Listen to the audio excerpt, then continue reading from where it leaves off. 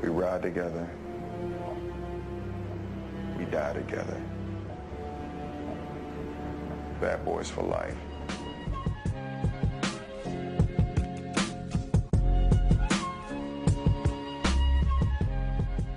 Hey everybody, welcome back to Blerd Entertainment. I am your host, Daryl Stokes, along with my co-host, the one and only Jason Strange. Yes, sir. And we are here back at it again one more time for episode 7. Damn, it's been 7? 7, yeah, we 7 episodes in already, almost 2 months, man. And I've been having fun. How about you, man? Ton of fun, man. Ton of fun. Feeling good. Yeah. Yeah. Having fun, having these conversations. Yeah, oh yeah. It's just like an everyday for us. Yeah, just every day for us. So, you know, it is what it is. It's just sharing conversations with other people at this point. Yeah, that's all it is. And that's what we're here for. But we got a couple things to talk to you guys about today. We got a Moon Knight episode 3 review coming in along with some DC news today. You know, we haven't been having too much DC. No, that's a lie. We've had a few DC stories here and there. I feel like it's sprinkled in. Yeah, it's sprinkled in, but every time we speak on something, it contradicts the last thing we talked about. So I mean, like today is going to contradict the last thing we talked about within DC. So. Are we surprised? No, not at all. Like, if we're being honest, no, not at all. Matter of fact, while we're here, please, if you guys can, before we get started, like, comment, share, all that good stuff. Yes, sir. Subscribe if you're new. To all our returning viewers, we appreciate you once again. And to the new viewers, again, we also appreciate you even more. Yep. So, yeah, if you guys can hit that like button and that subscribe button, we'd appreciate it very kindly. But to start off the day, man, here just a few days ago, we got a report from Warner Brothers, a report that has been circulating, going around with Warner Brothers, that DC Entertainment is reportedly undergoing an overhaul under Warner Brothers Discovery. You know, just recently, Warner Brothers and Discovery had a merger, the merging the two companies, and seems like even before the merger, they were having talks about possibly overhauling the DC brand, even from all the way from the movies, TV shows, and even the comic books. So like a restart.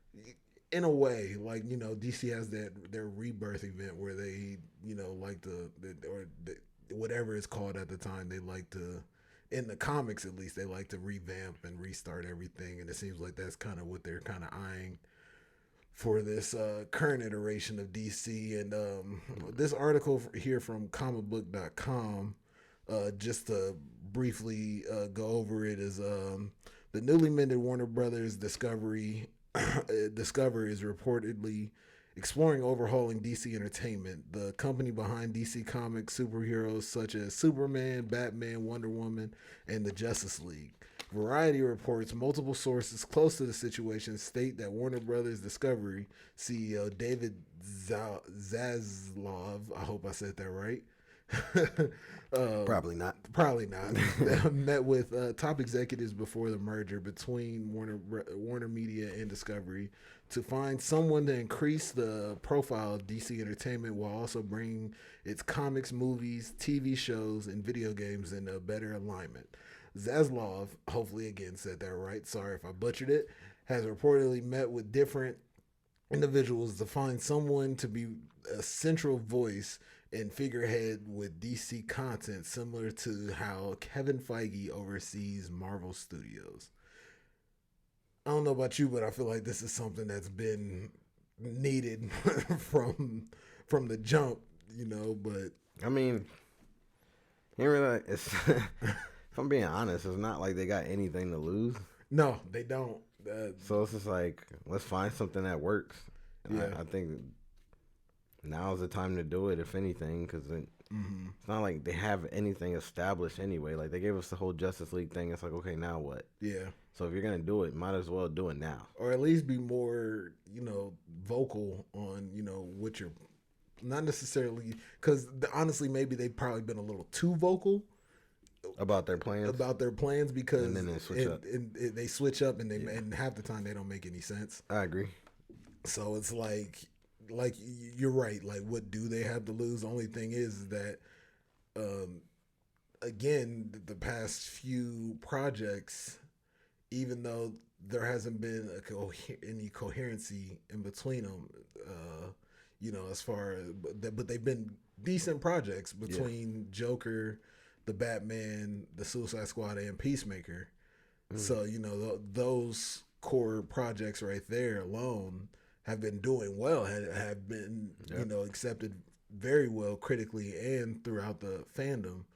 So it's like, yeah, they haven't had much going for them, but in recent times, like very recently, they've been having some good content coming out. So you kind of wonder, like, how is this going to affect what we have right now, what's going well right now. And I've been one to say that their casting, other than probably Ezra Miller as the Flash, has been pretty decent so far, and I want to say that Ezra Miller hasn't necessarily gotten his moment. Like, he had small moments within other properties. I think he got more moments of his in the Snyder cut. Oh, he definitely did. Justice League. And I think that those were more well received than what we had seen before. But even then, at the same time, it wasn't enough. I don't think it was enough. And unfortunately, his off-screen shenanigans are kind of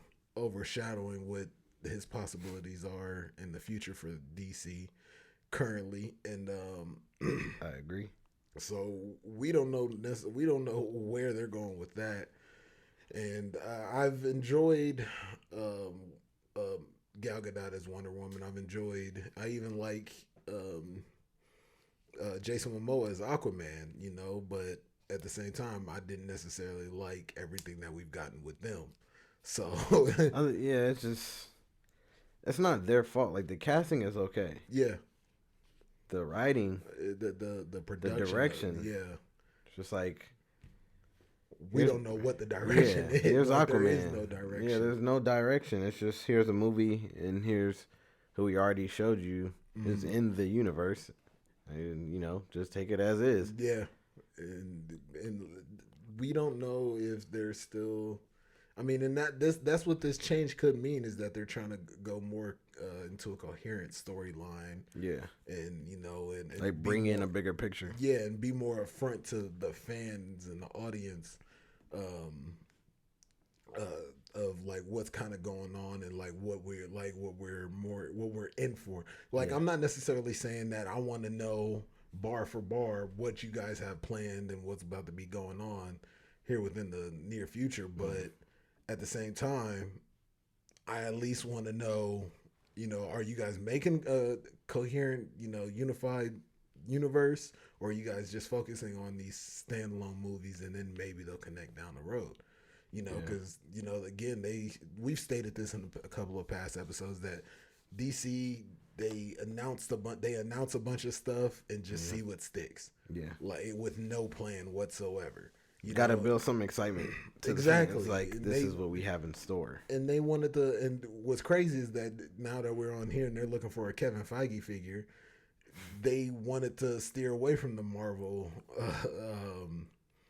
the Marvel way of doing things. Yeah. And here we are, back at the beginning, like they're really ready to start over. And now they're ready to bring in somebody to kind of oversee everything, which is smart. They gotta find something to make it work. Right. Like, what are we doing? I just hope they bring in somebody that knows the content that they're trying to make.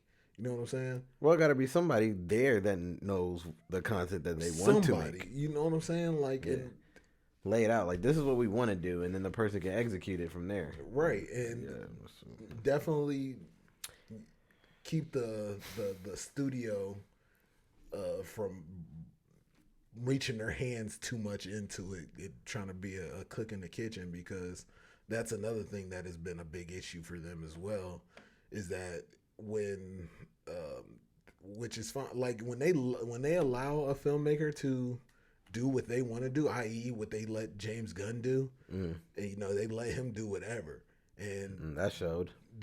And that movie and his show was phenomenal. Yeah. You know, and excuse me, and when Todd Phillips was able to do what he wanted to do with Joker, we got another great movie. So it's like when a filmmaker is allowed to do what they want to do without the studio reaching their hands in and trying to tweak things, this, that, and the third, we come up with some good content. We get some good content. The only problem is that since there was no plan, those filmmakers, yes, it's great that they're able to make their own content, but at the same time, they don't have to follow a specific timeline or a specific structure to how these films are going to connect or anything like that. So it's all kind of just all over the place. So I don't know. I mean, I hope that this is, especially with them trying to look for a Kevin Feige figure, I hope that this is going to, do something, like they'll be able to find somebody that can kind of steer them in the right place. But it kind of makes me wonder that what's going to happen with the rest of the things that they have coming up, because they have a Batgirl movie, they got the Flash movie, they got Black Adam, Shazam, they got the Penguin spinoff show, and they just got all these different things going on that are already in the works, that are already in production and already been shot. It's like, are you guys just going to are you going to scrap any of these things that have already been done? Or are you going to just let them come out and then they're not going to be meaningful at all? Who knows? I mean, I feel like I don't know what they're about to do. Part of me feels like because they already got the word out, they're going to just throw us the content that they already told us about. Mm-hmm. Like, okay, here's the Aquaman, here's the whatever other movies they were talking about coming out with. Like, here's that. Right. So you have it, and then start over. Yeah. Once they put everything out, their best bet is just not to announce anything else for the foreseeable future. That's what I'm saying. Like, at this point, if they're gonna do something else, they might as well just throw out whatever they was already gonna announce. What's already been done, and just call it a day. That's like me telling you, like, hey man, I brought you some candy. I'm gonna give it to you at lunchtime. And at lunchtime, like, you expecting that candy now. Yeah. You like, yo, what's up? Where's that candy? You said you was going to leave me at lunchtime. What I'm going to say is, oh, yeah, about that candy. I'm going to bring you a different type of candy. Just wait. Just wait, yeah. That's no, you already told me you were going to give me candy at lunch. Now I want the candy. You might as well just give me the candy now. Right. And you promised me a specific candy. Yeah, you said you was going to give me the Reese cups. Now you talk about waiting to give me 3 Musketeers? Stupid. Yeah, man, I don't know. We've been at a loss for words for what's going on over at DC, man. And I just, again, I hope they get it together and they were able to get things, again, coherent in a coherent storyline. I mean, I think it'll get there one day, but I'm not going to hold your breath over it. Yeah, no, I'm not. It's not going to ruin my sleep. Yeah. Now, if Marvel start talking about some crazy stuff, then I'm gonna be like, "What y'all doing? Like, what we got is it's good. It's good. We got something good. Don't ruin the good thing now." No, I definitely don't see them doing that anytime soon because their formula's working. Yeah, their formula's working, and they know what they have, and they're like, yeah, we're sticking to this. If anything, they've improved on, because it was very studio oriented. I think at the beginning. Because they had to cement a foundation first, right? Which is the right way to do it. I think they did it. They still did it fantastically. There were some, movies that were like you could tell that the studio was like, we need something to lead us into this, and so you got to give us this in this particular way. But at the same time, they still allowed their filmmakers to do their own thing just within those parameters. Yeah. You know what I'm saying? They didn't meddle too much. So, but please let us know what you guys think about this situation with this DC revamp news, and with them trying to find a new Kevin Feige figure. If you guys think this is going to work, if you guys already just like the way, and there are people that like what it is already like now, and we got people that want to still restore the Snyderverse and everything like that. which we stated before that we don't necessarily agree with, but hey, to each his own. I could care less. Yeah, like that. Care the less. Snyder direction was couldn't not. Care less. It was not for me. Wasn't for you. It's not the right. It's not the right direction in our opinion in total. But please, like I said, leave a comment down below how you guys feel about this DC revamp. Again, like, comment, share, all that good stuff. And what do you prefer, DC or Marvel? Yeah, I want to know. And please be civil too. Please be civil, because we don't need people arguing. Like, it's not that serious. Like Batman will kick Spider-Man's ass. Right. Like, we didn't ask that. DC or Marvel? I just want to know how everybody I definitely fares on that curious. one. I'm a Marvel guy. Yeah, and I'm right there along with you. Yeah. And speaking of Marvel, man, we got the third episode. We're halfway through through Moon Knight now with the third episode. What are you thinking now that we are halfway through? Man, after the third episode, I'm excited. Like, yeah. It's so good. A lot of people I've been seeing on social media, especially on Twitter, saying that they truly think that this might be the best Marvel show so far. Yeah. Some people are like, this is actually better than WandaVision. Mm-hmm. You know, I'm not gonna go against that, because there's a lot of WandaVision heads out there that love that show, and I love it too. But I mean, it's up there. It's definitely a good show. It's showing us a different side of a character that we didn't even know before. Mm-hmm. The Egyptian culture is playing such a huge part in this. Yeah. It's almost feel like you're taking something away from this. Like, you're actually learning something. Mm-hmm. And I just think it's beautiful. Yeah, I definitely agree, man. Especially with the Egyptian culture thing, because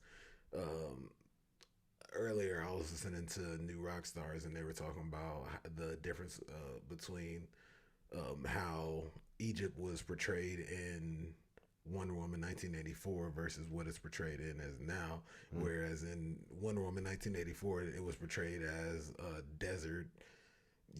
Like that, like, because a lot of people only depict Egypt as pyramids in the desert, and that's it.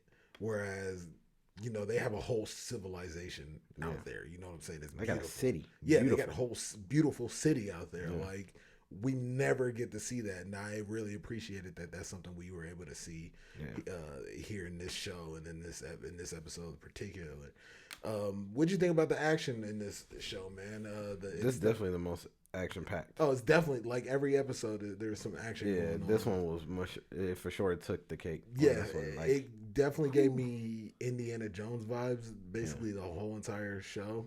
I mean, the entire show in general, but we got to see him fight without the suit, right? And with the suit, and that's kind of where I got my Indiana Jones vibes from, was when he was fighting without the suit, especially at the beginning when he was fighting the guys with the knives and everything. Because I forget which Indiana Jones movie it is, but it's a scene where there's this dude out here doing all this dancing with his knife and everything, and Indiana just goes, pew, and that was it. Yeah, like and we kind of got like licking the knife, and then he punches him right in the face, exactly, like, mid lick. Exactly. So stupid. But I did think it was kind of cool how he kept switching between, like, it was like Mark was switching between him and Steven. Mm-hmm. And like, it almost looked like Khonshu was maybe taking over the body at some points too. Like, Mark was fighting, and he was just like, so went into a whole.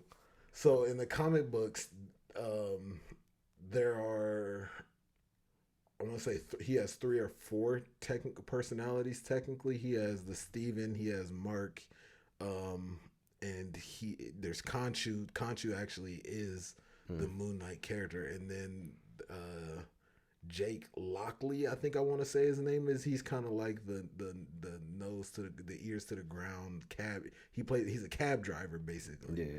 So I'm wondering now, because even if you pay attention in some of the shots where, because we spoke on the last episode about how they use the reflections and things like that. Mm-hmm. If you look on some of the shots, he's when they show the reflections, sometimes they'll show whoever's controlling the body, and in the reflection there will be 2 other people that are Marks or Steven, kind of reflecting as well. They're kind of moving on their own. So I'm wondering if this is that Jake Lockley character that's actually taken over, because Marcus said that he wasn't the one that switched, and he was like, "You're killing people." Yeah, he was like, "I didn't do that. Did you do it?" Steven was like, "I didn't do it either." So you almost do think that maybe it is Khonshu that's taken over, but you would think that he would speak up or say something about that, or wouldn't necessarily need to, because Mark is the one that's already taking care of that. So maybe it is that third personality that's kind of trying to take over, and is realizing, that he can help, that he's helping as well. He might just be a little bit more brutal than Mark. So yeah, I mean, because we got 3 episodes left. 3 episodes, yep. 6 So episodes. I mean, there's 2 different ways they can go about this. They can explain that with the 2 personalities, or they can just put it all on Khonshu. Yeah. Or they can just say F and not even really go. Not even address it. I hope they do. I mean, I'm sure they would. Yeah. Knowing Marvel, it's 3 episodes. I don't think they'll provide so much detail into it. Only because it's 3 episodes left. Like, yeah. We got to get to bread and butter. How do you feel about the episode count of these shows, man? I think it's perfectly fine. You think it's perfectly fine? I think it's perfectly fine. I think some of them could use like an extra episode or 2, honestly. Yeah, I mean, I don't know. I think it's one. It's an introduction to a new character too. Yeah. So they don't know how it's gonna even be received first and foremost. And 2, it's like, if it does become successful, I'm sure they'll get another season and they'll be able to provide more content at that point. Yeah. But all of these, I look at all these shows like it's still building towards the bigger picture in a way. Like, these little shows are playing off of each other in some way towards the bigger picture. So it's like, little by little, they're giving us, like, we're not going to get 1 season of a show that's going to be 20 episodes long. Yeah. I don't see that being a thing. It's almost like these shows are they're just broken out movies. Yeah, they're midpoints in between the movies, just to give us a little. That's how I see it. Yeah, and I agree. And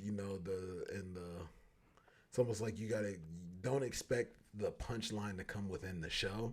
Yeah. But for whatever that show is setting up, that's where you're going to get the punchline, and that's where you're going to. Because I'm like, Captain America and the Winter Soldier show. That was a short show. It was, and it was like, the only thing they were really addressing was the pass off from Steve Rogers to Falcon. To Falcon, yeah. Yeah, as the Captain America. So it was that transition and how his relationship with Bucky was actually going to become a thing or play a factor in it, and him becoming himself as Captain America, like him truly embracing that role. Also introduced some of the villains that we've encountered, like in the Black Widow movie, right? That also played a part in the Hawkeye show. Like, it kind of weaves all together in some certain way, but it's just like, that's their story that happened. It was that quick. Their relationship, how Captain America became Captain America, introduce a couple characters that might play a factor in the storyline later. Boom, we're done. Nothing else needs to be said. Yeah. And I that's how I look at these shows. Just like, here's this new character. Here's some people that are going to have an impact in the future storyline. Here's some villains that might carry over. It might just end right here. Boom, that's it. And let's go on to the next thing. Yeah. Because they don't even look at Moon Knight as a movie character. Maybe he will be. But as of right now, it's like, let's introduce him on TV. Let's transition these people on TV. And then, in the bigger picture, in the bigger scheme of things, it definitely seems like they're all going to play some type of part in the bigger picture. I definitely don't think that anything that they're putting out as far as on the TV side is just going to die out. Just going to die out. Yeah. No, it all has a meaning. I definitely do that. I do believe that. And I think I've said it on the previous episode before that, that this phase has felt like, that it's all set up, which, I mean, in the beginning of the first phase 1 and 2, that's all there was as well. So, we're just kind of getting it in a different way. We're used to getting these heavy blockbusters and all this action nonstop and things like that. So it is somewhat of a turn, but I'm still enjoying the ride for sure. Yeah, it's giving us something to view in the meantime of these movies. While we're waiting for these bigger blockbuster films, we're getting these TV show content. Like, It's giving us something to keep us at ease until we get that the next process of it all. And which I can appreciate it. Again, I'm definitely fine with. Don't get me wrong. I hope I'm not sounding like I'm critiquing it or anything like that. Like, I'm still enjoying what we've gotten. There are some instances where I wish we could have gotten more. Yeah. And that's all. Because I've said that I don't think WandaVision necessarily stuck. Like, it stuck the landing, but there was a lot left to be desired from that show. And then Falcon and Winter Soldier, that show I gave that show a pass because that was the show that was truly made within a pandemic, and they were only able to do so many things, especially with them having a pandemic storyline within the show that they completely cut out. So, I mean, I also give a pass to. And then Hawkeye was just a fun show to watch, but I also think that that's a show that I could have gotten at least an extra episode for, But I'm complaining, but I'm not, if that makes sense. But to bring us back to Moon Knight, we got a little bit more insight into Layla and her backstory. She's a art thief. She's like almost a Robin Hood art thief. She steals from people that have already stolen artifacts before. And she gives it back to the people who are the rightful owners, but she might keep a little bit on the side, just to pay the bills. Like Killmonger. Yeah, very much like Killmonger. You know what I'm saying? So. Also we get a shout out to Madripoor. Speaking of Hawkeye, not Hawkeye, but Falcon and the Winter Soldier. That's where Sharon Carter, as the power broker, took over as the power broker, where she resides over that city and things like that. So we might have a Falcon and Winter Soldier tie-in with Moon Knight as well. And also, I don't know if you peeped. I think I actually did talk to you about it though. The Black Panther little Easter egg that we got, I thought was pretty dope, with the Bast statue within the pyramid, and possibly even being one of the gods, a part of the Ennead, because we don't know necessarily. Because I think in the first episode, Stephen brought up the fact that there were some gods missing from that poster that were part of the Ennead, that higher ranking Egyptian group of gods. So I'm wondering if they're gonna address that at all. But I'm definitely curious, and I'm definitely enjoying the Egyptian aspect of the show, and definitely waiting to see more. What did you think of the kind of the like I said, it was a Indiana Jones feel to it though, but how they had to go and search for that tomb where because Mark had a meeting with all the different gods and things like that, where he tried to get all the gods against Arthur Harrow, to realize that he's trying to release Amet. Yeah, but obviously that didn't turn out very well. But not necessarily, considering the one guy was like, "Yo, I peep what you saying. Yeah, it sounds like you on to something. So let me help you out a little bit. This is how you can find out what you need to find out." Yeah. So it definitely seems like he has somebody on his side, on the team, even though the other guys kind of shunned him out. Oh yeah, real quick in a heartbeat. And I guess we should address the fact, the reason why the only reason why they met is because we're seeing how powerful Khonshu actually is, because dude can manipulate the sky like no other. It's just the fact that he pisses off the other gods when he does it. And the shot where where they turned back the night sky, I thought that was a beautiful shot, by the way. Just do what I do. And just the sky just started turning. Which, if you think about it, I wonder if that's gonna just be a throwaway, or if it's gonna play a role later on. Because, in a way, did he turn back time? No, you don't think so. You think he just turned the sky? Because if we would have turned back time, we would have seen how it would have affected anybody around him. Everybody's reaction was just as normal Well, when I say affected turn back time, I meant turn back time just for the sky specifically. Because I mean, if you think about how in Doctor Strange, how he turned back the time on the apple, you know, it was a singular thing that he turned back time for. Do you think that might play a role in? Because part of me doesn't feel like it. I mean, it could very well be that. Yeah. And then there's also like it could be just like on Bruce Almighty when he added some stars to the sky and pulled the moon in. Like that kind of just affected just that in that moment, and that's it. But even then, when you say that, the moon, him pulling that moon in, remember it caused a bunch of floods and things like that. So it still had an effect on the Earth. So I mean, granted, that's two different things, but I mean, I'm just curious to see. I don't believe. Part of me doesn't believe it's gonna affect it that much.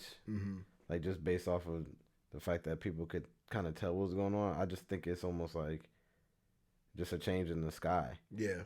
Which I kind of, that's what I kind of walked away with from too. Yeah. It's just after hearing a couple of theory videos, I'm kind of like, I wonder if it could play in, you know, to something later. But it very much so could just be a throwaway kind of thing, and it would just look cool. I mean, if it does play a factor, I guess we'll find out. Yeah, sooner or later, for sure, man. And where was I going? I went on a complete different tangent about, you know, us learning about Layla, because I wanted to talk about how there's a possibility that Mark could be responsible for her father's death. We get hinted to that. You know, last episode that we were the quote unquote police when after they arrested Mark and Steven, they went through his Mark's history, and they after looking him up, and they see that he was a part of a mercenary hit on some archaeologists who ended up killing some of the archaeologists there, and very possibly one of them could have been Layla's dad.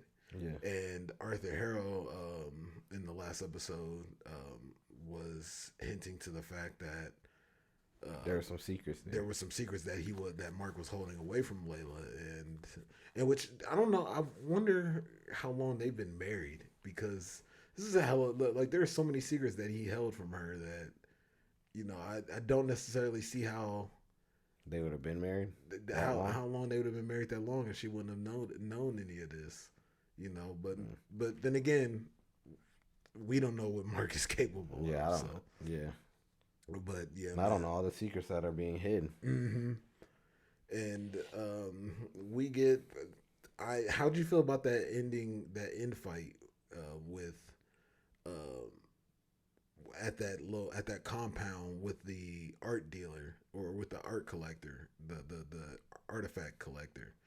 Which when he was fighting his men, rest in peace to him. I can't remember that. That was him. His last name was Gaspard or something like that. Yeah, but he died shortly after filming for Moon Knight. So rest in peace to him for sure. I think he played a great role. I am kind of curious to see if he comes back, because we do see him get hit with a dagger from Moon Knight. That fight was cool. I mean, like, there was a switch between Mark and Steven where at one point he was killing people, and Steven was like, let me in, give me the body. Yeah. And then it switches from the Moon Knight suit to the more clean Mr. Knight. The Mr. Knight suit. Yeah, so he, you know, now he clean cut, and that's how you kind of differentiate who Steven is and who Mark is during that time when the suit is the present. And then, you know, when he gets stabbed with all those, like, spears or whatever, then he's like, okay, you can have the body back. And then he switches right back to the other suit, and then starts fighting. And then he sees Layla hurt, and then he just kind of snaps. And then that's when he stops, or moves her out the way, and then throws a little moon star at dude. And that's it. It was a pretty dope fight. Yeah, man. I definitely enjoyed it as well. But my thing is this, though.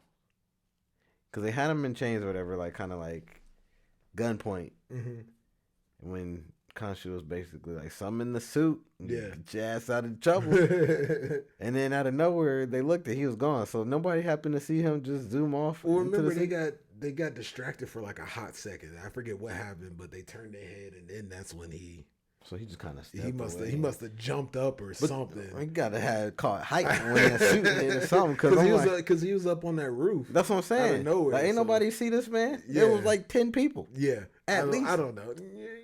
Those are the things that we're not supposed to question, man. I guess. I'm just saying, I'd have been like, yo. Yeah, we're not supposed to question those things, man. But all in all, I had fun with the episode. How about yourself? Definitely had fun. Definitely had fun. Yeah, it was a lot of fun. I really enjoy this one. Yeah. I look forward to it and see what these last 3 episodes bring. I'm hearing that episode 4 is like the height, like this is the climax. It's like that like the best episode where it's like it really gets into the nitty gritty because a bunch of critics were able to see the first episode, so that a lot of them has been talking about like just wait till you see episode 4. Yeah, which I can see that this episode was definitely a great lead into that. So I'm definitely excited to see. I feel like we're getting a lot of content within these episodes, though, and I think that's another reason why I feel like the 6 episodes is okay. Because they're giving us a lot in these episodes, and if 4 is going to be as crazy as people are saying it's going to be, then I think we'll be able to get a look at what the height of this danger is. And maybe how they plan to solve it. Yeah. By the end of that episode, and then the last 2 hopefully should close that book, and we'll be satisfied. Yeah. With how everything turned out, but I mean, I trust it so far. Like, it's great. Yeah. It's great. Yeah, I'm having fun with it for sure. I think as of now, if I was to rank it within like the TV shows itself, it'd be right behind. It'll probably because Loki is still my favorite one. So it'll be. I think it switches places with WandaVision and Moon Knight for 2 and 3. Yeah, like it really will depend on how it ends. I think for sure it'll be better than Hawkeye and Hawkeye and Falcon and Winter Soldier. Yeah.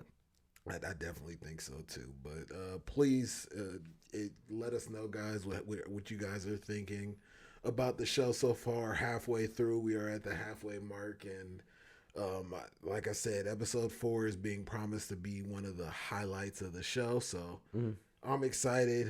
Let us, and Jason, I'm guessing you're excited as well. Definitely. Want to hear what you guys think? Please leave a comment down below. And like I said before, as always, like, comment, share, subscribe, all that good stuff. And I think we're going to go ahead and cut it short here today. A little bit of a shorter episode. It's kind of a light news week this week. So, Jason, anything else you want to say to the people before we get out of here? As always, thank you guys for tuning in. If you have anything you guys want to add, or some news that you might have heard that you want to discuss, or rumors that are happening around the movie world or the TV show world, definitely feel free to reach out to us. Let us know. Please do. And we'll further discuss that on our show, and incorporate your comments. So that's pretty much it, man. Again, we always appreciate you guys. 100%. On that note, I'm signing off. I've been your host, Daryl Stokes. Jason Strange. And we are out of here. Peace.